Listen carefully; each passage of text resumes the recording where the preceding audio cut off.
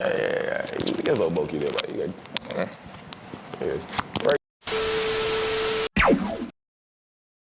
Yo, Pierre, you want to come out here? Alright, so this is episode 4 of Unscripted from my boy Theo Greenodge. D.O. the poet. You hear me outside? Right now we in a dark room. I won't call this room the dungeon. In gymnasium. Understand? We hear me outside. Theo Greenodge, you good? Alright, man. Yeah. Oh, yeah, the workplace. No, this is the workplace, right? This is the workplace. So we can keep it respectful, we can keep it lovely, and we can keep it fun. Yes. But before the cameras turned on, we was having a little conversation. We were talking about 2 different topics. About who you think can get the most this year, firstly, and you having a new teammate on Celtics. I have a couple of new teammates. You gotta be specific. You know what I mean? Couple teammates. But this man come from This team right here, actually, I can't really see that team. This team, Clapham Wolves? Oh, what? Who? Clapham Wolves. I never really heard about them though. The team that you faced 2 back-to-back years in the finals. You know what happened in theirs? I'm pretty sure I'm gonna loss. Yeah. Right. Yeah. You're right. Wow. 6th man of the year. A 6th man of the year, yeah. He actually made 6th man of the year. And he decided to go over to Celtics and play with us this season. But I already know how they talk in NBA. Here, like, I already know how they talk, right? But like, just being, I can joke about it first, of course. Like, I just saying, like, when you realize a ship sinking, it jumps in. You understand me? You ever sit down on a sinking ship? When you ever sit down on a sinking ship, you just jump ship, dog. Like, they make sense about that there, but all jokes aside, like, all jokes aside. Sinking ship is crazy. I mean, you know, like, Yo. I try to be serious, though. I try to be serious. But like, all seriousness, though, a lot of people gravitate towards Greenodge. Greenodge is one of the few people in Barbados basketball right now who actually wants to see the basketball get better, expand. Not even if he's not a part of it, he just wants to see it grow, right? And because of that, it's like our practice sessions are structured and set a certain way. Our regiment of our, like, you know, men getting in the gym, men doing what it's supposed to do. Like, I've had so much growth in the last 2 years just playing under Charles Vanderpool, to be quite honest. So, like, it says a lot that a lot of players just gravitate towards him naturally, because I could tell you, no message don't get sent out of, like, you know, we want this person, that person, the 4th person. You know, so these players just come around these players, see what's going on, and they want to be a part of it, right? A lot goes up to Charles Vanderpool and Tyrone King for that there for sure, right? That's part 1. Part 2, I believe is more of a longevity move though, in terms of, you understand though that we talking about Darion, but anyway, I guess what's that? It's not Darion, right? It's not Darion. You're starting to realize, like, I'm starting to find it doing myself because I'm 28 now, right? Like, you're starting to get to a certain age where you realize, like, necessarily winning the championship might be a goal, but like, it's no longer like the forefront of your brain. Whereas it's like, oh my God, I want to win a championship. Sometimes you just want to have fun with the basketball. We don't get paid to play. You understand me? And I feel like a lot of people's if this person go over to this team, it's like, oh, it's NBA, like KD going to the Warriors, LeBron going to the Heat. Like, that man get paid millions. Like, we don't get paid to play, so it's enjoyment. Where will you find the most enjoyment? I just believe that he's had a career where he hasn't necessarily played with certain players. He's played alongside his brother. That was the goal. He won championships alongside his brother. He's won championships alongside the guys he grew up with in Pine, Kazarian Adams, and Rashid Maynard and all that. Man, he won a championship with Sim, won a championship with you, won a championship with Marsh and that man. Like he wants to play with. I believe he wants to play with Anand and Joel. Like, these boys grow up together within a whole setting and what's not, from Harrison College to St. Michael to Cormier. And these boys never actually get a chance to play together outside of schoolboys, right? So I believe he just wants to play with them. And at that point in time, it's like, it's more of a, like, if I stay here, realistically, because he plays volleyball too now, right? So like, and realistically, he's good enough to make a national team for volleyball also, right? So it's like, if I stay here, realistically, I might not got that much more years playing basketball that I'm interested in. So I want to maximize this year and just go and play with the men that I never get a chance to play with. I feel that. It's like, to me, like, Darren is the best teammate ever played in their life. He's definitely the best teammate ever played in their life. You feel it. You hit a Super Mario star. I know it's like, little song clapping, brother. He on the bench and he basically just let me know, like, he's my veteran, he's my guy on the bench, let me know, bro, don't worry, me again. I call skill. Oh, Dario, man. I say you a vet. Man, I say you pushing 30.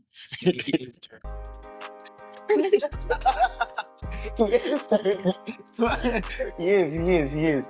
I get what you're saying, though. Like, to me, I feel like he don't know how much more years he got in basketball. So it's more of a, let me go have fun. Let me play with all the guys that I never played with before. You get to play with Marsh. Also, like, in perspective too, like this, like, you want injury away from stop playing basketball. At the age we are right now, you want serious injury away, not even serious, away from the stop playing basketball. So now you gotta really ask yourself, like, yo, like what is there left for me to do in Barbados basketball? I think he got 4 or 5 championships now. Like, maybe he got 4 or 5 championships. You can do it how you want, to be quite honest. That's like true, like, it's not like me, you know what I mean? Like, I ain't got the championships yet. Well, I ain't got the Premier League championships yet. You understand me? And that's also a part of where I choose to plant my feet in basketball in Barbados and what's not also. So like yeah, but you got 5 championships. He's perfect. Yeah, he is. He does the necessary. He does the necessary. He does the extra. So, well, a lot of changes. A lot of changes. And I don't think when he's scheduling up before we looking to start back, I feel like a lot more changes gonna happen. I feel like a lot more moves gonna happen. I know. And you know, I'm hearing a couple of things. I'm hearing a couple of things. I'm hearing some things. And I'm hearing some craziness, boy. But the league, as it is right now, when it moves that, you know, and you win. I want you to tell me how you see the team go looking at the end, right? All against the. Suppose losing you and Darion is actually really, really hurtful for them. Like, you guys control a lot of the offensive and defensive glass, to be quite honest. So, like, and the way we gang rebound, it's going to be very difficult for just Marsh and, you know what I mean, who else we got there, like, to really keep me off the glass, because you understand me, like, that's real weight, to be quite honest. And over a long season also with, like, who knows what could happen. Again, what injury away from not the championship picture. So I believe we can take the top spot, like last year. I believe Bo's gonna follow as a close second, to be quite honest. Like, I don't believe they lost enough to make Cavs really rival them in terms of that area. Even if so, it's gonna be a competitive game, right? So Cavs gonna be in third.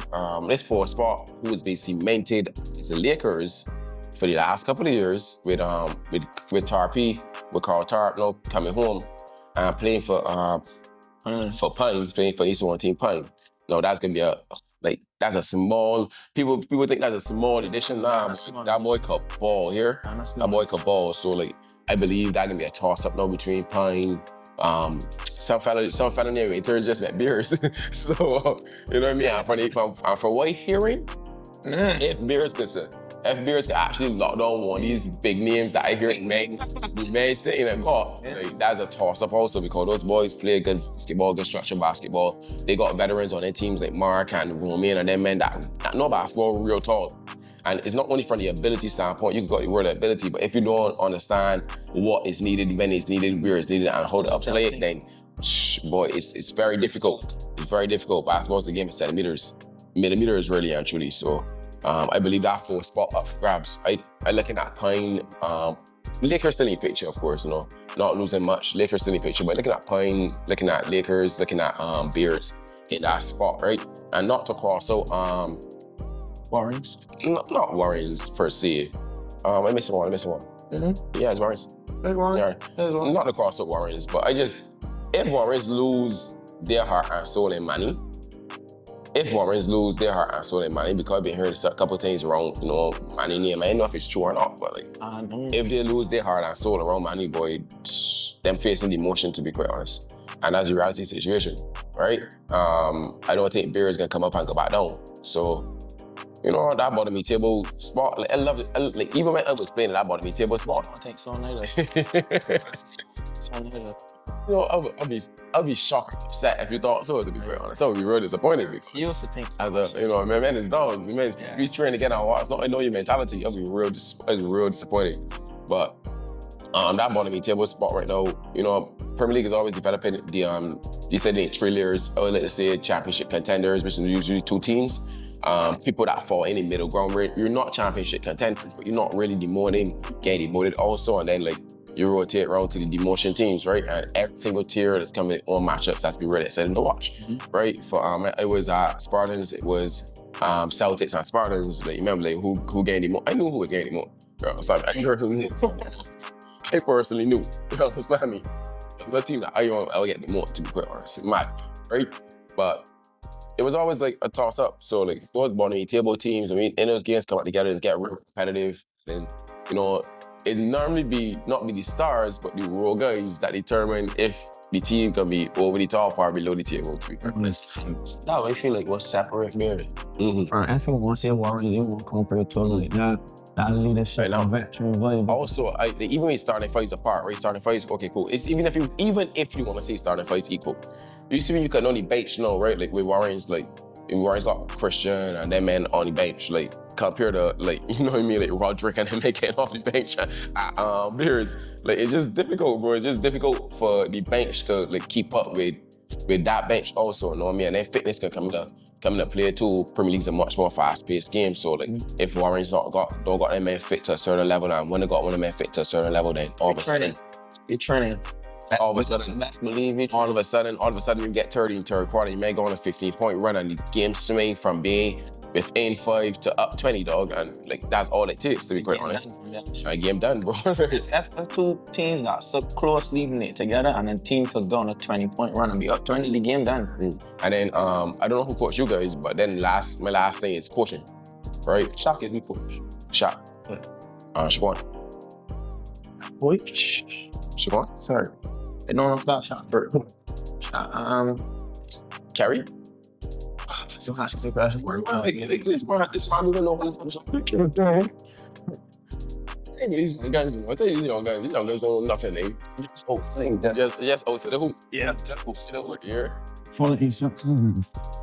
So, you know how to decent little conversation. No, let's Yeah, you know how to decent little conversation. But for me, I know you personally, and knowing you personally, being in rooms when you're not there, and seeing how the conversation your name is carried, and it's like, bro, when I don't even know my personally, and it's like, when I'm speaking of a person that when I'm seeing he playing basketball and how emotional and how driven he is towards the game, I want to hold in that energy against you, and it's like, I just want to speak on that. Tell me why you think you're not liked in the realm of basketball, in the basketball community. I don't even know if I like turn off. I don't know. I'm being serious. I don't even know if I like turn off. And it was never something. It was never something I really cared for. You understand me? People who, if you don't make some form of enemies in life based off of the way you walk, talk, and move, bro, you're not actually doing what you're supposed to do to your full potential. I say this, right? I was never a youngster who lacked confidence. You understand me? And it wasn't innately based off of my ability. So my confidence is always disproportionate to my ability. Like I might be a C player with A confidence. You understand me? And I believe it rubbed people a long way. Like for a man to people who don't have confidence, a man that have confidence to try. You understand me? Like I just be myself, right? Like every single room I step in, I always want to be myself. I don't want to compromise my character to make other people feel more secure around me. I don't want to shrink myself to fit in a box that people want to put me in. Like, I don't, bro. And another thing, I ain't come from a basketball family. I'm a first generational player, literally first generational player. First time I touched the ball was in first farm when Justin and Andrew Eiffel, by the way, Andrew Eiffel and Justin Paul look at me and tell me, man, what are you doing this evening? I try to get canceled. I play basketball with me, man. And then went to my farm in first farm. So I said, you know what, we can try this basketball thing really actually. I tried it. It was the one sport that I tried I wasn't immediately good at. You understand me? Like I played football during junior national, played football, I played badminton, played volleyball. No, I played so much different sports and it was always good at sport. It was always easy to me. Basketball, I picked up basketball, I couldn't even hit the ball. I was like a ballerina out there, to be quite honest. And I picked it up. And it's like, because of that, I might not necessarily know the people that come before me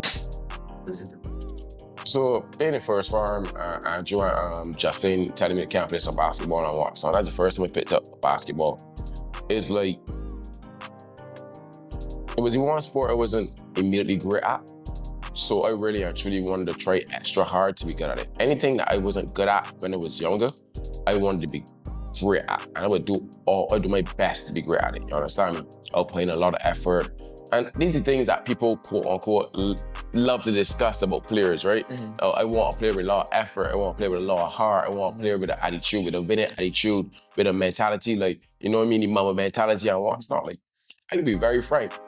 Kobe Bryant was an asshole, bro. Mm-hmm. Like, he was an asshole to worst people outside his team. He was an asshole to some of these people on his team. And simply because he held them to a standard that he wanted them to live up to. The mama mentality isn't a nice thing, but we just like dress it and package it in a nice little box so we could digest it. We don't like when it angled at us. We like to see it outwardly. We don't like when it angled at us. And I really and truly came into basketball in a headspace with, I got a lot to prove. I got a lot that I want to show. I want to show that I've been working hard. I want to show that I've been the best. Sometimes it rubbed people around the wrong way. Like, I would win through school league, win summer league, win summer jam. Every single place I went, I won, right? And the only place I actually started losing was in Premier League at Spartans, to be quite honest. So like, by the time I get there now, it's like, man, everybody just wants to see me lose. Like, everybody just, you know what I mean? And it's frustrating playing with guys that you know are not gonna help you win a championship. So you get frustrated, you lash out sometimes, and sometimes like lash out the worst people hold it in their mind, people hold it in their heart. But to me, it's just basketball, right? It's not life. It's not like, you know what I mean? Like, you've had the opportunity now to see me in different settings, right? In terms of like, we being artists and what's not. You had a chance to see me in certain settings. And the first time you saw me in the setting, you was like, yo, it's just so weird to see me smiling and kissing and laughing and like doing all this here, right? Because when I step on a basketball court, is violence. Like, it's like I respect you, right? But for that whole finals, 2 weeks, 3 weeks, we was in finals. Wynters, me and you talk. Got ain't nothing for me to say to you. To be quite honest, you know what it is. Like, you know me and you right now at war. Like we competing against one another. I want to win, you want to win. Like, wait, good look at you and tell you, dog, like, good luck in the game. I don't want you to have a good game. Like, you know, I want you to have a good game, but I don't want you to have a good game, bro. Like off of the court, I want you to have the best game possible. You, Cynthia, I want everybody to have the best game possible. But from the moment I step on the lines, I do biggest up. I try to make you miss every shot. I try, like, it's just that, like. And I feel like a lot of people in Barbados just don't know how to separate life from basketball. That's it. Like basketball crap, absolutely, bro. I don't apologize for it. It's worse when I smell blood in the water. It's worse when I realize that you getting frustrated. It's worse when I realize that, oh my God, like, you know, this man confidence a little less, a little down. Like, bro, I can tug on that tail. Like, I can pull at it. Like, nah, bro, like, you can know who the best on the court is. You can know you're not better than me. You're gonna know, and I'm not gonna say. I'm gonna do it in little actions and what's not. Like, I'm gonna dunk the ball, I'm gonna look you dead in your face. You can't stop me, though. I mean, really. So my first couple of years training with Celtics. The first 4 years I trained with Celtics, I was like, certainly 18, probably no turn 18, 17, 18. It was like, I thought Charlie see other than just pull up SMS. I don't see me going back in my to get SMS to throw it up and second guessing I to come and throw it up because it's like every time it's fine. I'm in a situation where you know, who did what? Through that experience, I grew and I was like, F y'all in a sense, like, when I want possible, no, I can shoot from the half million to lay on. Like, what care? Y'all ain't bigger than me, y'all ain't bigger than whatever program y'all got, ain't bigger than bigger than. And when I come running back, damn man, you don't respect,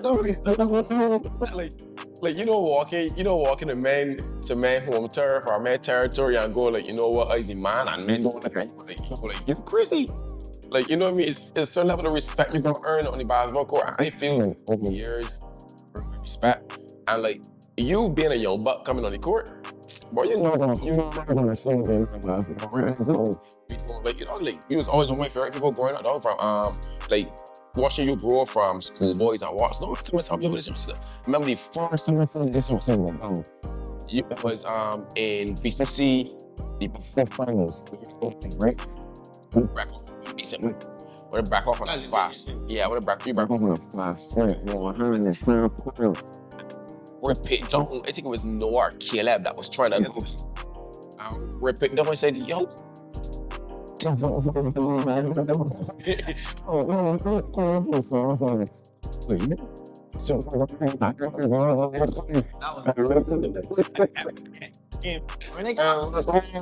There's either getting the net or I get some because there's no or not what's at all. It's a certain mentality, bro. Like it's a certain mentality you gotta approach the game if you really want to wreck the game. Okay. All the men got torn on. It's just CSAT guy, dirty guy, everybody got dog. Like it's just I don't know for some reason when I do the same things and a man do this, rub many wrong with it. That's alright. Like I understand that. Everybody like me. I don't want it. I just walk into space, I show who I gotta show, I just keep pushing. Because really and truly, I know you throw basketball, but you understand me? He's a cool man at basketball. But I don't know his morals, I don't know his situation, I don't know how mentality is, and the stuff I see in basketball, big man, like around the basketball community, is strange to me, dog. And like, I'm being real, everyone touch on certain things, right? But like, dog, I see some things, brother. I see some things, right? I see some things. I sit down there and be like, yo, that's so weird. We can touch on these things. And you know me. You can touch on these things. I try not to touch on these things, bro. I try not to touch on these things. I just leave things alone. Alright. Let's put my hat with you, eh? Huh? You know what I mean? Let's put my hat with you. Not sponsored, but can be a sponsor. Could be. You let me know. But I wanted to interject a little bit here because a lot of people don't know that me and Theo actually went to UCN school around the weeks. A lot of basketball actually went to around the weeks, to be honest. Like, if you remember O'Neal Bartlett? Yeah. A lot of people came from basketball over here. But I think, like, with Theo, in the basketball realm, you see him as one thing. He's very polarizing. A lot of people might not like him, and the others love him. And especially when he was younger, Theo was a bit more abrasive, so I could get that a little bit. I've even felt that way sometimes too, but that's the thing. Theo was one of those fellas that really took the sport of basketball really seriously. He brought the intensity. He brought that, that I'm gonna go, I'm gonna go at you. He's gonna try to dunk on you, especially in schoolie, and to me, you had to respect that, especially back then as well, actually. He had a body that was strengthened specifically for basketball, in my opinion. And he showed a level of athleticism that not a lot of basketballers had. So, especially for me, and I don't know if you knew, but like a lot of the foundation people, we look to you as, well, when we train, we gotta go up against Theo, so we gotta get better at that. Like that was part of the practice. Like Theo would bring up we would come up, we ain't got against the like the kind of things. And then even when in my own personal training, being getting to see Theo, getting to play against him, it's like, well, I want to beat Theo. Well, I gotta go up against Theo. Like I'm way weaker than Theo at this point. I gotta get in the gym. Those kind of things you had to compare. I me personally, I compared myself to, this is the standard that I want to get to. I know that a lot of people in Barbados basketball, especially back then, that is who they compare themselves to, and you were the standard that was not set before, but that you did set. I think even that continues on right now, and especially for like the kids now that are coming up and that look up to you. I see that love and that admiration that some guys might not even want to admit to you in person, but I would give you a cue though. I don't think I ever said that to him in person, but I just wanted to make sure if I'm gonna say it in person, I'll say it in front of camera, make sure that he knows that, because that's something that a lot of people don't want to admit to, but that is a thing. Whatever sports needs in Barbados, sports also tends to penetrate to my brain. Now, what a lot of people see from the outside is this entity that the original word and what's not like technical, right? That cannot be further than this. I've seen my upper management, my senior coaches, my assistant director, and those guys get to a site at 6 let's go to that side coming up. Get to a site at 6 or 5 a.m. and they're not leave until 8 p.m. And they're back there the following day at 5 a.m. These people with husbands, people with wives, people with children, you understand me? They sacrifice so much just so a kid could get on a track and run. So that's just it. And then it goes into basketball. I've seen coaches do it. Let's go close. Because most big sports don't support football. We know much lives cause more effect and impacted over the years. Like, cause more live up, set for them. So, like, on evenings, cause more give me a right home and what's not. Like, all these just aspects of things that you don't necessarily see as coaches. They don't see us going to primary schools, they don't see us going to secondary schools, developing basketball, football, volleyball, all these different sports in any schools. And then from there, it's like you want to select a couple guys to go into a developmental program. You may think that is a cut above the rest for a developmental program, for school boys and stuff. Like that is very important. Like every single discipline has its own trainers team. Football on trainers team, netball on trainers team, basketball on trainers team, hockey, badminton, all these things on trainers team. You understand me? And the task of these teams is just to develop these kids into upstanding citizens, because not every single person who's doing sport is going to get scholarship, and it's just a very competitive thing. That's normal. But if you could restore positive qualities from your sport into kids, then God, what your outstanding citizens in Barbados, right? That could go into the workforce, that same hard working into the workforce, help them develop any scholarships, opportunities, and what's not also, which ideally we as a coach, I want every single kid in the scholarship. I can really achieve those.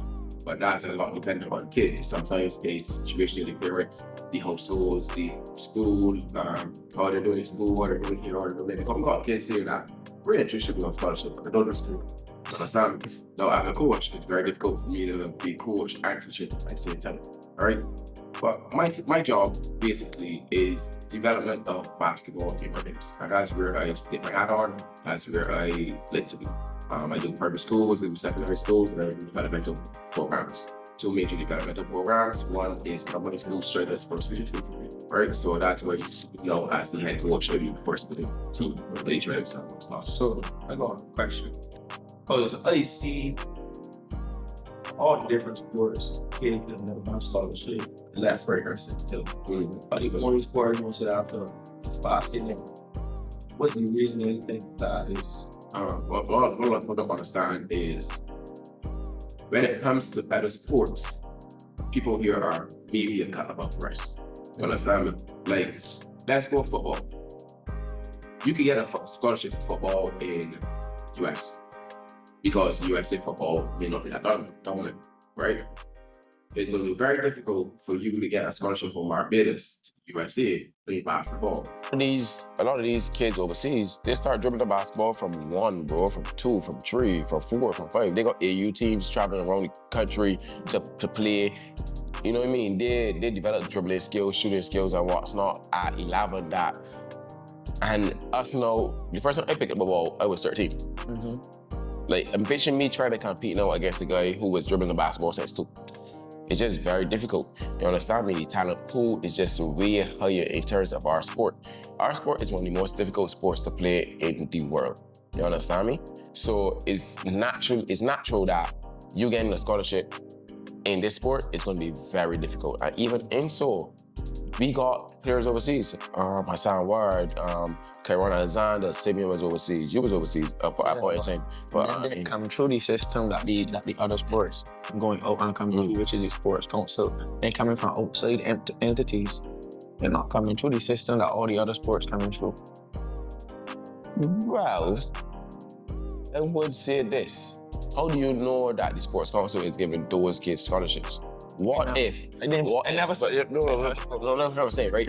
What if the same channels that they are going through, that you guys went through to get overseas, other people are going through? Because scouts come down here for football, go and sit on the stands, pick who they want and message them. That's literally what happens. Do that with basketball. Exactly. So the question is now, what can we do to get scouts here looking at us kids? That's a question. You understand? can BABA and Sports Council do in collaboration to help basketball grow in Honduras? Sports Council is the umbrella. You understand me? Sports Council is the umbrella. If you have one hole in that umbrella, then you're literally just dripping one drop of water onto someone, right? Someone is the kids and what's not need scholarship. The one drop is Sports Council. That's what Sports Council is able to do based off of the huge umbrella it has to cover. If only your hand is getting wet, which is basketball, then somebody else have to take up the mantle to go, okay, well, I'm gonna take this water, I'm gonna produce something so every boy could get. And that's where BABA is supposed to come into play, right? I'm in the Sports Council. I'm not in the BABA. I don't know what their policies are. I don't know what they look at in terms of how they bring people here and what's not. I don't know. You understand me? I believe that's a question for us to raise at an BABA meeting. I believe so. You understand me? But I can't speak on BABA. What I can say about Sports Council is we bring players, we bring teams, we bring organizations, we bring programs, we bring coaches here every single year. The USA team, the Canadian team, the Spain team, the team from Europe that came here in the basketball tournament. So this all Sports Councils known. You understand me? So it's like, it's very difficult to, and not only like, and let me not say Sports Councils doing, connections Sports Council have. We also are trying to start back on team basketball in Caribbean, right? So it's like, yeah, it's a lot. It's a lot right now that we actually train to do within the basketball field. And also, to touch on the basketball thing, right? You know, there's not been a junior tournament in the Caribbean since COVID. Yeah. You understand me? And like, that just goes to show that not only Barbados is struggling with the sport of basketball, the Caribbean on a whole is struggling with the sport of basketball. So it's going to be very difficult to come out this shadow now of COVID. I feel COVID set us back years, to be quite honest. So unfortunately, the kids that are coming out now aren't going to get the benefits of traveling to a different Caribbean island and playing basketball, unfortunately. But if we continue to work and put the things in place, the steps in place, maybe kids next generation under this generation could go and do it. And that is what I hope to do. I hope to be the spark now to go, okay, well, what can we do here to start back this tournament? What can we do here to do this? What tours can we go on overseas that could help develop the kids to get us to exposure and what's something? Because if the people not coming to we got good go to them. So you got something you just did behind the scenes, bro. There's work behind the scenes, bro. Just help develop these young players. You know, only that, we all know that you're a national level player. You feel me? And from the things I hear in the grapevine is that you were invited to national trials last year. And decided not to attend. Why is it? This is gonna get a little messy, right? A number of different things happen, right? Thing number one, the trip was roughly 2.5, 3 weeks ago, right? That's too short notice. That's way too short notice. You cannot come to me, an athlete, and tell me, oh, in 2.5 weeks, you're gonna have to go and compete against some of the best athletes in the world. Like, that's crazy. That's bonkers. And of course, there's a lot of, I don't want to call them excuses, but there's a lot of excuses behind why that was the case. And my argument is always, we know the guys who are national level players. Why they want once a month, once a week, bi-weekly, we put them in a setting where they're training so they can be ready if there's a tournament to be held. That's part one. Part two, I was sitting inside of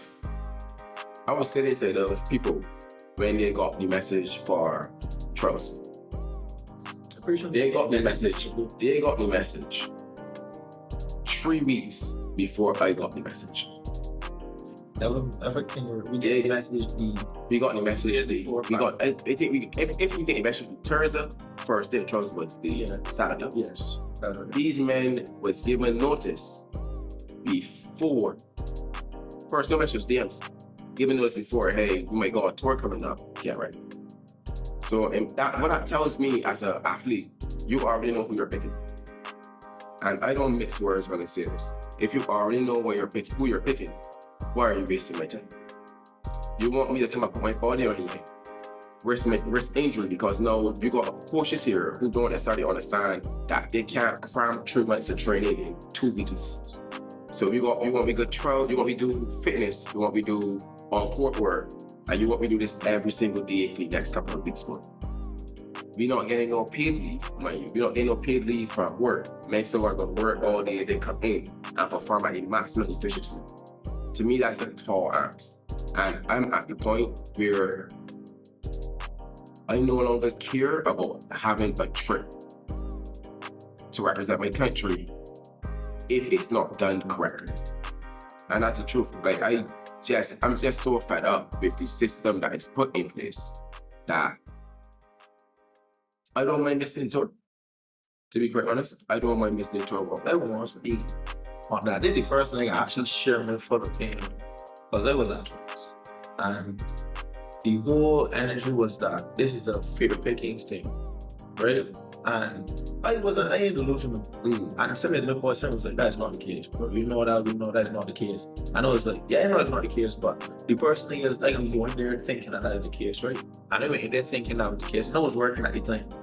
And the financial pressure they put me on, because like we training as we trying to cram 3 months of training in two weeks. So the wear and tear that put on my body, I got to invest back in. I got to make sure I got the right juice. You got to eat, you got to hydrate. Yeah. You got to hydrate. And it's your food, you going from true music. If you been true music, then you know got that 5 minutes to get back in that supplement stuff. And I heard in your pockets, and there's no structure or system put in place for us to go, well, hey, I got to be out from work for 2 weeks because they got national trips. There's no structure put in place for that. So then, to find out, not even to find out, but to basically like this sound in my brain that after the team was picked, that it was like a case of I was going to be the team regardless. We just want to draw as runners. The extra guys were just basically runners. We coming. I know it's like, bro, I finished that, the last shows, where we get back, bro.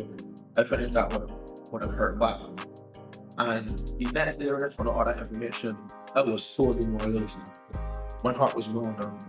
I was like, the amount of money I know put in for this. I came out of this. I went in with an injury, for sure. The injury, played through that injury, played through an injury, and still look better than certain days that I thought at the time that made it to. And then I left with another injury, and I was like, damn, bro. That honestly, bro, like, I took like 2-3 months off from no basketball. Like, the love was completely gone after that. Like, my heart was. And that's the part that man was just saying, like, oh, if that's the case that happened, then like, you're just not a dog. You're just not part of the system. You just don't understand. Brother, it's not that. It's literally the fact that I'm coming here, I'm giving my best, I'm giving my all, and then you already had in mind that you wanted to take this other guy.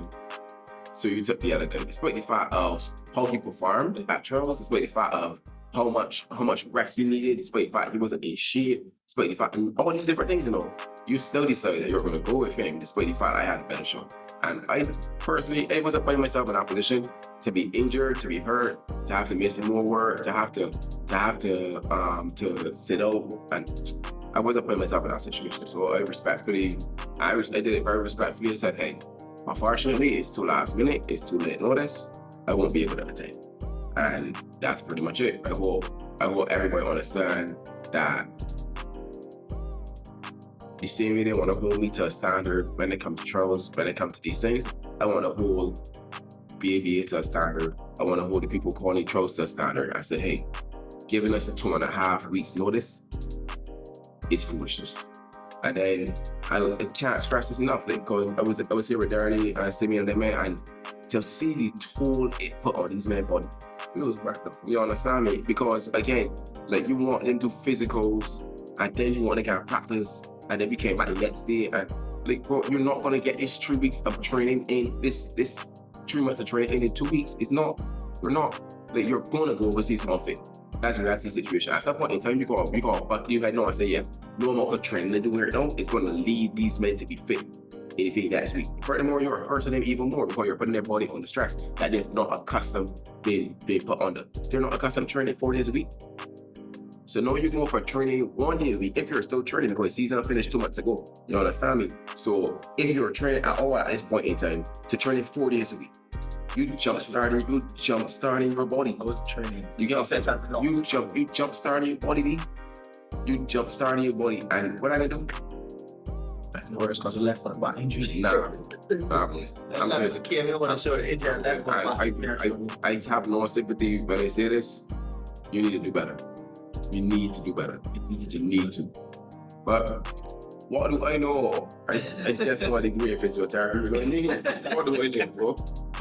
Well, let me see you still on like that player. Playing still. Not really still playing still. Do you still have it in you, like party that still wants to go overseas? Of course. I want to go overseas and feel like the boss. Man, I do, man. I think there's a part of my heart that I always want to. There's a part of my heart that I always want to, right? A lot of people don't know the extent of my injuries. You understand me? A lot of people don't know that I've had a grade 3 ankle sprain, close to a complete break. A lot of people don't know that, like, I had patella strains, I had meniscus injury, I had so much different injuries. You understand me? A lot of people don't know that. When I get hurt, it don't really broadcast, it don't really advertise. You just see me missing for a month or two, and then you see me fall back up, moving a little slower than normal, right? All right. But I'm at the point in my life where I'm asking myself, where do I have my most impact? Where do I have my biggest impact, right? I've made a lot of connections where I've gone, being a hard worker. I've been a guy that doesn't quit and what's not. I've made enough connections where I've gone that I could make a call, I could make a message, I go, well, hey, like, you know, can I get this or can I get that? You know what I mean? And it's possible. But at this point in time, I coach. On average, I've coached, these are secondary school kids. I coach 163 secondary school kids within a week. You understand me? Where am I having the biggest impact? I'm having the biggest impact here, like helping the next generation get where they're going. Will I have a better impact overseas, like chasing pro contract, what's not? Like where will I have my biggest impact? And that's a question that I've been asking myself now for a lot of hassle, 2 years, right? And with the kids here, like if I disappear right now, who's gonna take the kids that are working extremely hard that never know they started late? You understand me? And who's gonna do for them what I'm doing for them? It's not a dream anymore, it's more of a life decision. I'm going to leave what I have here with people that depending on me and chase a dream basically. Pretty much. And I'm not sure where you're at in terms of decision making, in terms of that. I am waiting a little later in this year to see what's going on. I'm waiting a little bit this year to see what's going on, but you see,